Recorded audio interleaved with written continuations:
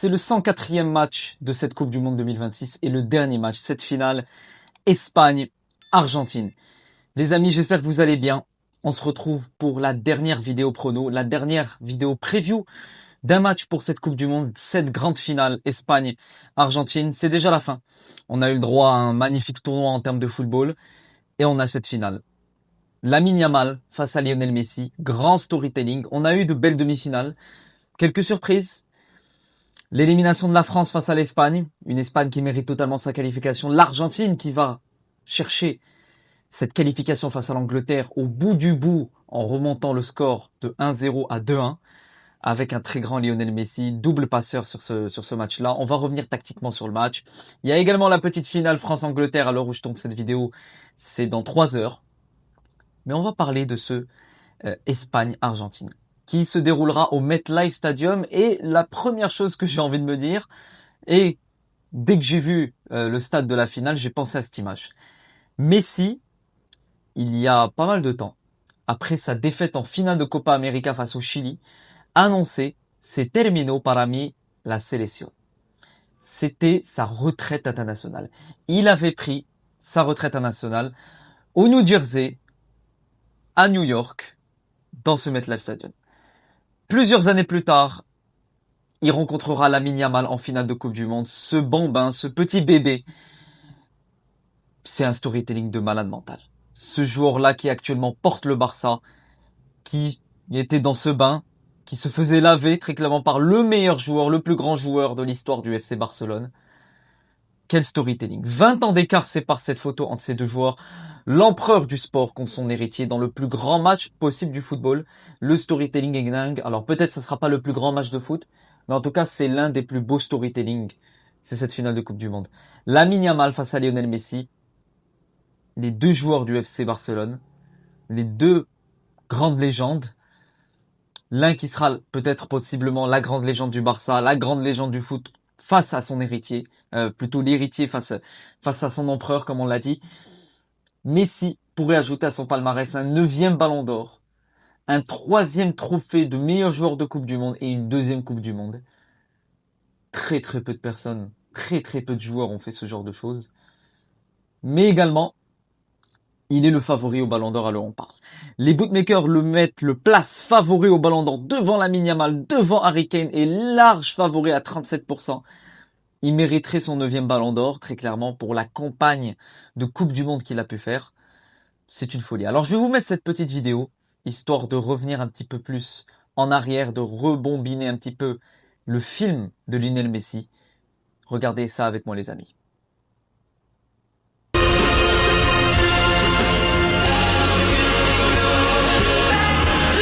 Je coupe le son pour ne pas me faire strike. Mais c'est le meilleur joueur que le foot ait connu. Franchement, dans notre génération, on pourra dire qu'on a connu un tel joueur. Lionel Messi, un empereur avec le FC Barcelone, avec l'Argentine, ce n'était pas gagné, vu que c'était un joueur qui perdait très souvent ses finales. Et le voici, double champion d'Amérique du Sud et champion du monde et possiblement une chance d'être double champion du monde. Quel joueur, quelle épopée, quelle aventure. Rien à dire. Et regardez ce que représente justement la Coupe du Monde pour Messi. Ça, c'est Messi en fin de match après l'Angleterre. Regardez-le. La passion qu'il a. Ce que représente l'Argentine. Ce que représente le foot pour lui. Ce que représente la Coupe du Monde. Il ne s'arrêtera pas. Et même à 39 ans, il vit peut-être les meilleurs moments de sa carrière. Il a eu 5 trophées d'homme du match sur l'ensemble des matchs de cette Coupe du Monde côté argentin. Seuls Lo Celso et Julián Álvarez ont réussi à s'interposer dans cette série de Messi. Et j'ai envie de parler de ça, les amis, parce que ce sont deux joueurs formés à la Masia, les deux bébés du FC Barcelone. Et oui, le Barça a le meilleur club en termes de formation. Le Barça a le meilleur centre de formation de l'histoire du football. C'est grand d'avoir pu sortir deux génies de la sorte. Aujourd'hui, qui pensait qu'un tel génie pouvait apparaître dans la crise que vivait le Barça il y a quelques années? Lamine Yamal a réussi à porter ce Barça même dans ses moments les plus compliqués. Messi est arrivé. Et le voici, numéro 19. Yamal a récupéré le numéro 10 de Messi au FC Barcelone. ils s'opposeront. En tout cas, les Barcelonais sont hyper heureux et j'imagine justement le sentiment qu'ils ont. Mais évidemment que moi, pour cette finale, j'ai pas de préférence, franchement. Je serais heureux si Messi prend sa deuxième pour l'histoire et également si Lamine prend sa première Coupe du Monde. C'est un très beau storytelling et je n'ai pas de haine dans cette finale, pas parce que je suis madrilène. Moi, je m'en fous, hein, franchement. Moi, c'est le football avant tout, c'est la passion avant tout. On a les deux meilleurs dribbleurs de cette Coupe du Monde. Et on aura un grand storytelling et une belle finalité dans tous les cas. L'Espagne qui pourrait faire le doublé Euro Coupe du Monde et l'Argentine le back-to-back.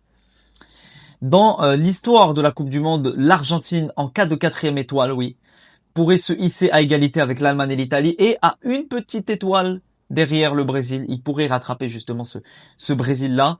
Et en cas de victoire de l'Espagne, l'Espagne pourra faire partie du cercle fermé de la France et de l'Uruguay.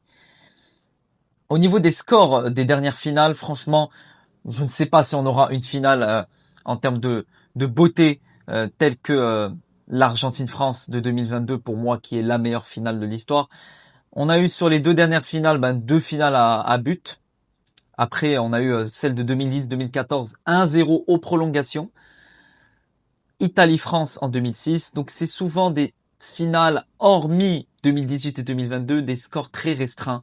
1-0, 2-1, 3-0 justement en 98, donc score large. Ça jouera pour mon pronostic. Comme je vous l'ai dit, l'Argentine a battu l'Angleterre sur un match fou, avec un Messi hors du commun en termes de double passeur, une frappe d'Enzo Fernandez, je vais revenir sur ça, des choix, le coaching gagnant de Lionel Scaloni.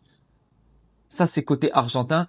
Côté espagnol, ils ont littéralement maîtrisé cette équipe de France, froissé la France, rendu ridicule l'équipe de France face à eux, avec un très grand Unai Simon qui a fait un énorme match, une charnière centrale qui n'encaisse pas de but. Le seul but encaissé, c'était face à la Belgique. Un Rodri et un Fabien Ruiz hors du commun. Franchement, si l'Espagne est championne du monde, c'est en grande partie grâce à Rodri et Fabien Ruiz. Olmo, qui est pour moi l'un des meilleurs milieux de cette compétition côté Espagne, Oyarzabal et Cucurella, qui est le meilleur latéral gauche de cette Coupe du Monde. Réduire la France, qui a un tel réservoir offensif, est aussi ridicule. C'est pas la faute de la France, mais c'est justement une performance de l'Espagne. Pour revenir sur le côté tactique du match, on va revenir sur 2-3 faits de jeu qui m'ont intéressé sur ces deux demi-finales. Déjà, l'Espagne a un point dans leur équipe, c'est Yamal. C'est un game changer, mais pas que dans les buts. Beaucoup de gens viennent me dire Yamal ne marque pas. Comment Yamal peut être bon dans cette Coupe du Monde? Yamal est excellent. Il est de retour de blessure, mais il a un rôle très collectif. Et il l'a dit, il préfère gagner la Coupe du Monde en étant collectif qu'en marquant 10 buts. Et cette action le reflète. Il voit justement la position, la gestuelle de Lucas Digne, le contrôle qui fait que le ballon est aérien. Yamal réussit à s'interposer, réussit à forcer la faute face à Lucas Digne et réussit à obtenir ce penalty qui permet à l'Espagne d'ouvrir le score. Et à part ça, c'est vraiment une arme sur le côté gauche. Quand tu l'as dans cette position-là, franchement, il est inarrêtable. Et ça sera le plus gros danger du match côté Espagne, c'est Lamine Yamal. S'il réussit à avoir cet espace-là, il est inarrêtable à 99,9% du temps. Le ballon filera au but. C'est la clé du match côté Espagne avec le milieu de terrain. Côté Argentine, avant de passer à l'Argentine, il y a également le jeu en une touche de balle en côté espagnol. C'est une 2 avec Pedro Porro et Dani Olmo qui réussit à ouvrir cet espace, franchement, qui est très très mal défendu côté français. T'as Lucas Digne. Marquage assez mauvais, justement, Maxence Lacroix qui ne réussit pas à suivre l'action. Côté argentin, c'est Messi. Messi dans les petits espaces, Messi dans les déstabilisations, dans les 1 contre 1, qui permet d'ouvrir des espaces venus d'ailleurs pour, par exemple, un Enzo Fernandez armer une frappe de loin. Pareil juste ici. Il prend son vis-à-vis qui est Spence qui avait fait un gros match et réussit à entrer justement sur ce mi-espace pour centrer pour Lautaro Martinez. C'est les deux grosses armes. C'est Lionel Messi versus Lamine Yamal, c'est le cas de le dire. Mais à part ça, c'est également le milieu de terrain. La bataille du milieu entre l'Argentine et l'Espagne, pour moi, se fera ressentir. Et je pense que l'Espagne a une carte à jouer côté milieu de terrain. Les compos du match, comme je vous l'ai dit, niveau milieu de terrain, Paredes, Fernandez, De Paul, McAllister face à Olmo, Ruiz, Rodri. Le milieu très technique côté espagnol, qui sait gérer, qui sait maîtriser son vis-à-vis face à un milieu argentin et à une équipe d'Argentine qui sait jouer un jeu très vicelard, un jeu dans les fautes, une hargne, Parce que quand tu vois justement le parcours de cette équipe d'Argentine, franchement, c'est une équipe qui est limite imbattable, qui revient des cendres, qui revient de la mort très clairement, face à l'Angleterre, face à l'Égypte en étant menée 2-0, face au Cap-Vert, c'était pas gagné d'avance. Donc c'est une équipe dans cette Coupe du Monde qui sait gérer ses moments, qui sait être menée au score et qui sait gérer ses émotions. Pour mon prono, les amis, mon pronostic. Enfin, le prono de cette finale de Coupe du Monde, après avoir parlé de pas mal de choses évidemment. Donnez-moi votre prono en commentaire et évidemment je ne suis là que pour vous donner mon prono. Je ne parie pas et je ne vous encourage pas à parier. Les paris sont strictement interdits aux personnes mineures et c'est pas une chose qui vous permettra de devenir riche. Au contraire, c'est un moyen d'être dépendant et de tomber vraiment dans la dépendance et franchement, je ne vous encourage pas à tomber là-dessus les amis. Mon prono. L'Espagne est favorite à 2,25. L'Argentine pas favorite à 3,50. Les bookmakers vont justement côté espagnol. Pour moi, ce sera une finale assez fermée. Je ne pense pas que ce sera une très belle finale en termes de football. Parce que tu as une opposition de style très claire. Une Argentine qui va jouer comme face à l'Angleterre, comme face à l'Égypte, qui va être assez maître de ses moments, qui saura être vicelard, saura faire les fautes quand il le faut. Et une équipe d'Espagne, peut-être que c'est justement la kryptonite de l'Espagne, c'est l'Argentine. Peut-être que l'Argentine est vraiment imbattable. Peut-être que l'Argentine réussira à contenir cette équipe d'Espagne, les faire jouer un jeu qu'ils ne sont pas habitués à jouer. Franchement, ça peut partir d'un côté comme d'un autre. L'Espagne peut gagner ce match, l'Argentine peut gagner ce match, et franchement, quand tu es en finale, il n'y a pas de favori. Je vois l'Argentine championne du monde. Je vois l'Argentine championne du monde pour diverses raisons. Pour moi, ils ont réussi à atteindre un niveau d'expérience sur les dernières éditions. Réussir à gagner 2 Copa América, une Coupe du Monde, une finalissima et encore une fois être en finale de Coupe du Monde.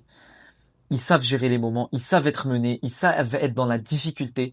Et j'ai l'impression que c'est en étant dans la difficulté qu'ils réussiront le plus à gagner leur match. Je vois une victoire de l'Argentine. Par contre, je vois une victoire de l'Argentine sur le plus petit des scores. 1-0 pour l'Argentine. 1-0. Et je vois une victoire dans le temps, dans les prolongations. Je vois ce match finir en prolongation. Pour les buteurs, un buteur peut-être que l'on n'attend pas forcément. Peut-être. Peut-être.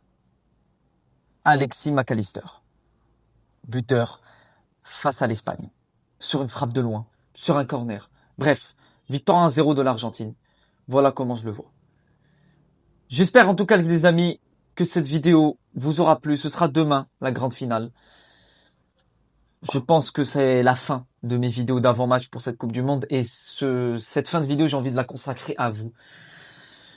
Ça m'a fait plaisir de faire autant de vidéos, de vous divertir, de parler de football, surtout dans de tels moments comme la Coupe du Monde. Et j'aimerais vous remercier. Et le moyen pour vous de me faire plaisir, un petit pourboire, c'est de vous abonner, de liker parce que ça m'envoie énormément de force. Vous n'imaginez même pas la force que ça m'envoie. Et j'aimerais vous remercier pour tout ce que vous avez fait pour moi durant ce mois de Coupe du Monde. On a pu partager énormément de moments, on a pu débattre en commentaire. Ça a été franchement un très beau moment, comme je l'attendais. Et on pourra repartir juste après cette Coupe du Monde, après une petite semaine de vacances. Voilà, je prendrai des vacances après cette Coupe du Monde, repartir sur de bonnes bases pour la saison de club, et histoire de reprendre le rythme de vidéo avec du nouveau matériel. Bref, il y aura beaucoup de choses qui vont changer sur cette chaîne. Prenez soin de vous les amis, vive le foot, vive la Coupe du Monde, et on se retrouve demain pour le débrief de Espagne-Argentine. Et à bientôt pour de nouvelles aventures les gars. Ciao les amis.